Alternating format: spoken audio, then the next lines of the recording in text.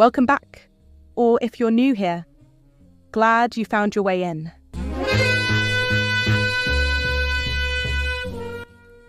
In this channel, we've explored machines that simulate meaning, logics that mimic thought, and maps that forget the territory.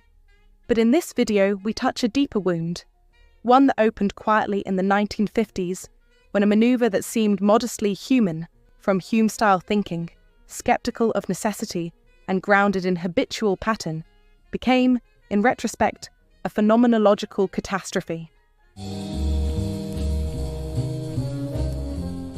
Hume once suggested that there's no rational basis to believe the sun will rise tomorrow, that our trust in regularity is just habit dressed as certainty. But in Quine's hands, that uncertainty shifts. The question is no longer about prediction, but about discernment.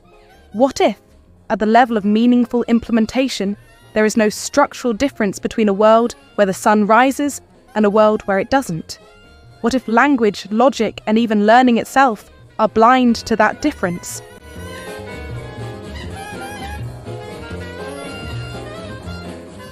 This is where things fracture. If the formal model, whether statistical, neural, or symbolic, can't distinguish between universes with sunrise and those without, then what fills that structure, what gives it intuitive force, disappears. The content evaporates.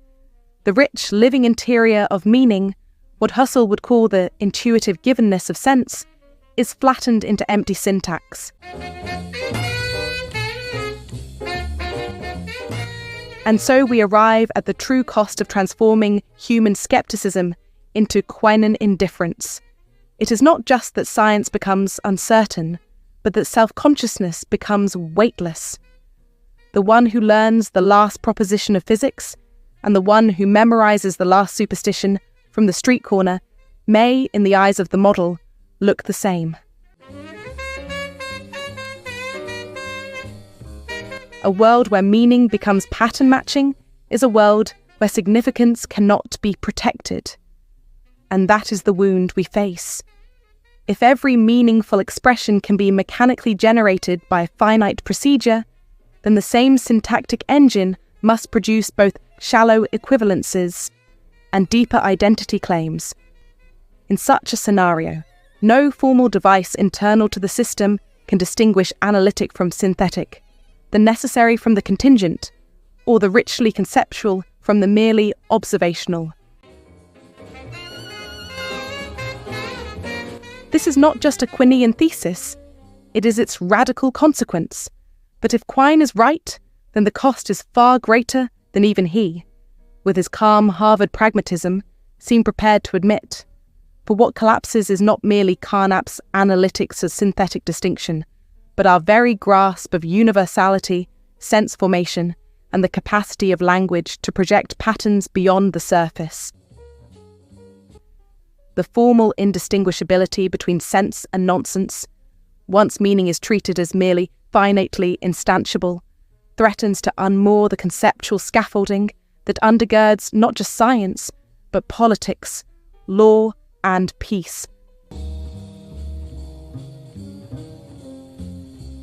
What begins as a semantic observation ends as an epistemic catastrophe.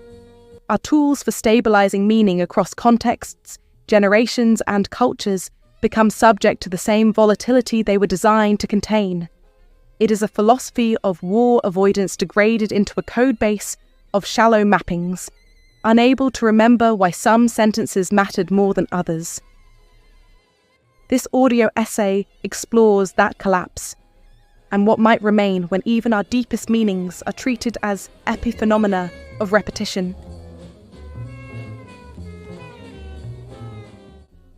The investigation doesn't end here.